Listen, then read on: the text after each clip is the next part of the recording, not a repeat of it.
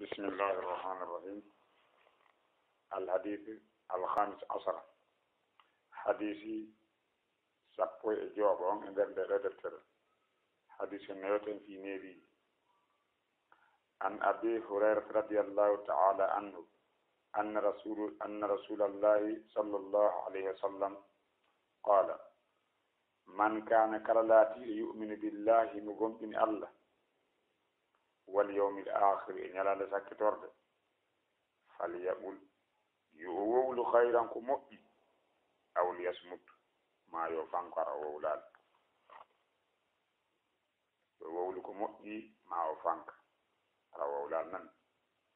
ومن كان كرلاتي يؤمن بالله مغمبن الله واليوم الآخر إن يلا لسكتورد فليكرم يؤتد جاره كوتل جماكو نمي yo teddin kawtalde makko on o kawti ɗon e mum nokku gotum wa man kana kallatiɗo yuminu billahi no gomɗini allah wal yawmil akhir e ñalande sakkitorde falle yukrim yo o teddin dayfahu koɗo makko on si tawi on tigi gomɗina yo acci ɗon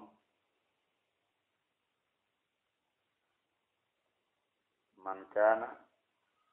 kala laatiɗo yuminu billahi imo gomɗini allah wal yawmil akhiri e ñalande sakkitorde falyaqul yo o wowlu hayran ko moƴƴi si o faalama wowlude yo o ndaaro tawi o miijiɗo taw si o wowli tawi ka haala makko ka wowli lorrata goɗɗo yo wowlu si tawi o miijitiki o tawi so o wowli lorray ma o sikkitike si lorray yo accu ɗon nanta o wowlu ko ɗum waɗi karmakojo goo wi'i wo dendangal neediji moƴƴere wiyete kon adabi hayr neediji moƴƴere no ƴetta e nder hadisaje 4 arano on kanelaɗo maki ɗum man kana yu'minu billahi wal yawmil akhiri falyaqul khayran aw liyasmut kala laatiɗo emo gomɗini allah e ñalande sakkitorde darngal yo wowlu ko moƴƴi maayo o fanko hadis arana on noon hadis ɗimmon kanelaɗo maki ɗum min husni islamil mar'i no jeeya e moƴƴugol l'islamu neɗɗo no jeeya e ko moƴƴinde islamu neɗɗo tarkuhu accugol mo ma la ya'nihi konko fewtamo ala e lawol makko hadis ɗimmon noon hadis tammo on kanelaɗo wino ɗon on neɗɗo wasi arnoɗo wi nelaɗo wasi yelam nelaɗo maki la tawadar wota tikku ta feyti hadis tammo on noon hadis na ɗon kanelaɗo maki ɗon la yu'minu ahadukum gomɗinta hay goote mon hatta yuhibba li akhihi ha o yiɗana siɗɗo makko ma yuhibbu li nafsihi konko yiɗani hoore makko hadisaji 4 ɗeɗo hadisaji 4 dendangal moƴƴireji neɗiji ɗin ko ɗo yi man kana kala laatiɗo yu'minu billahi mo gomɗini allah wal yawmil akhir e ñalande sakkitorde falyaqul yo wowlu hayran bien ko moƴƴi aw liyasmut maayo o fanko ɓuuɗe taw wowlude wa man kana kallatiɗo yu'minu billahi mo gomɗini allah wal yawmil akhir e ñalande sakkitorde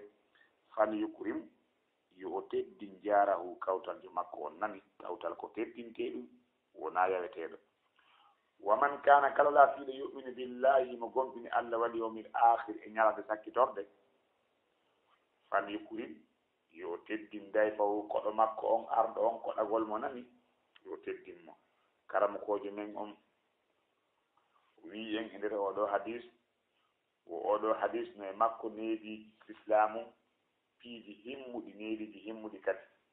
no jeeya ɗin neediji teddingol koɗo no mari haqqe e afwa na koɗo taw no e ɗin neediji teddingol kawtal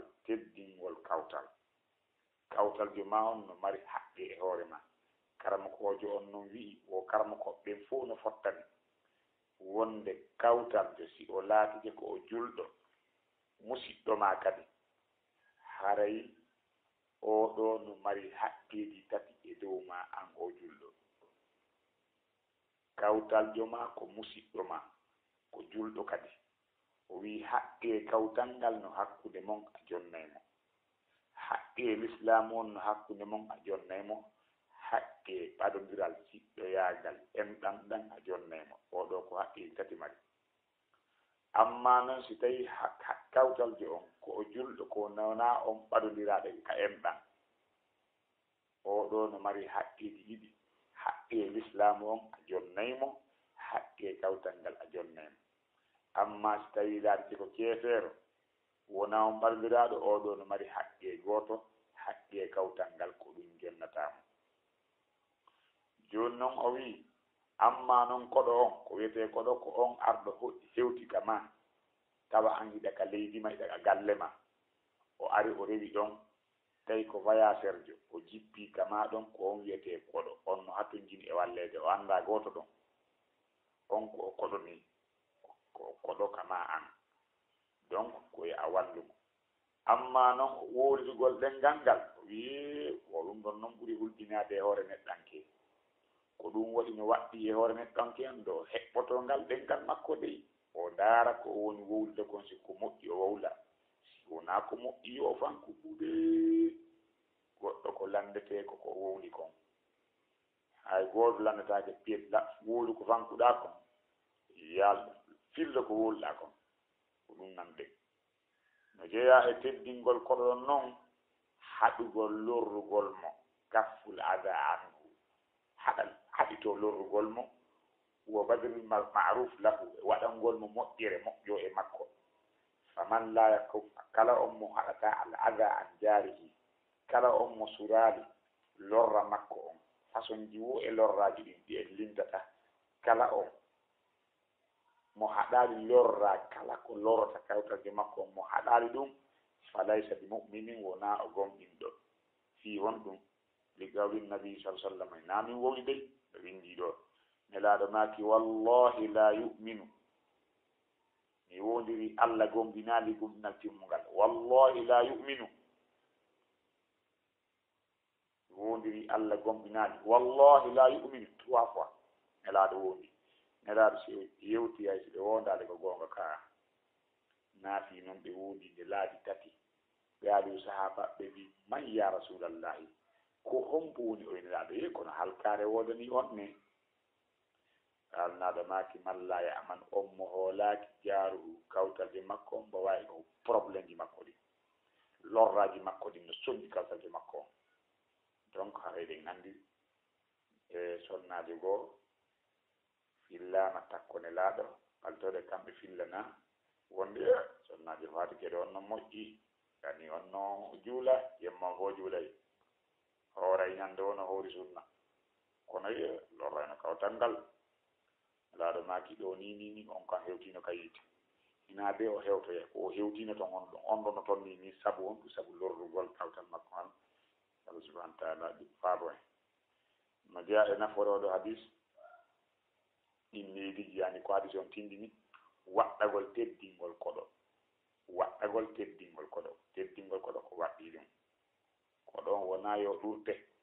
man kana yu'minu billahi wal yawmil akhir falyakrim dayfahu kala laatiɗo no gomɗini Allah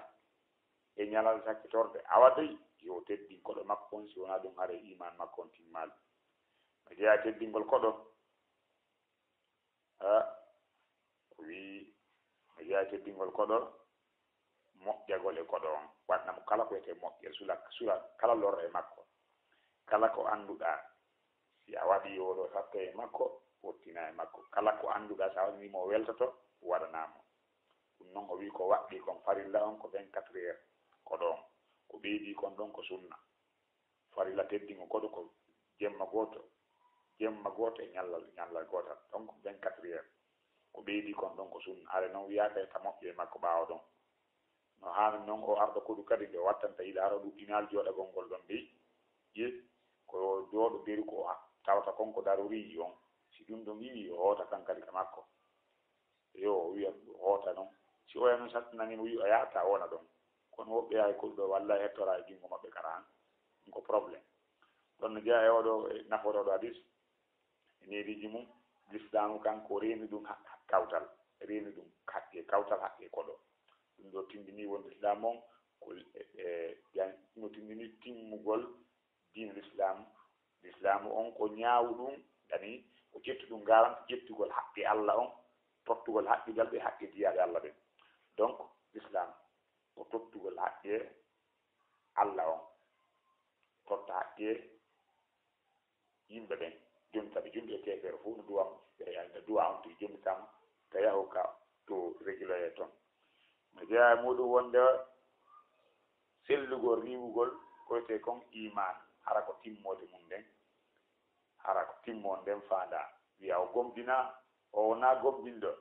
donc sabunulaɗo maki man kana yuminu billahi wal yawmil akhiri awa yo waɗu hunde kaari donc mo waɗa ɗum haare o gomɗinal timmugal donc haray riwugol gomɗinal ngal noon no wonata tani ɗi riwande werlitande fes hara on ɗon ko keefere woni few woniraɗo naaki laysa ani bayna rajul o bayna kufre awi shirku tarku salat ani kala accuɗo julde ko keefere ɗum ɗon on ko alifu laamu ari ɓawa noon ko werlita ɗum fes wonde ko keefere donc haray ɗon on ko heeferaako yaltinengol islam fes mo acci wona julde ko nande ɗum donc hara heeferaagum ko werlitaade ngon few donc no jeeya noon kadi wonde e werlitande goo hara ko e faanda ittugol ko timmode iman on c'est pourquoi yimɓe sunna ɓen kamɓe jaɓi no wona e neɗɗo heeferaako e iman tano toon seeɗa heeferaangol fon ɗawanno ɗon kala deru mum voilà haray noon yo Allah hawne sawaba so waɗi ga'idaji wona min hewtal taw janngigol ɗin yo Allah faabo en wallahu alam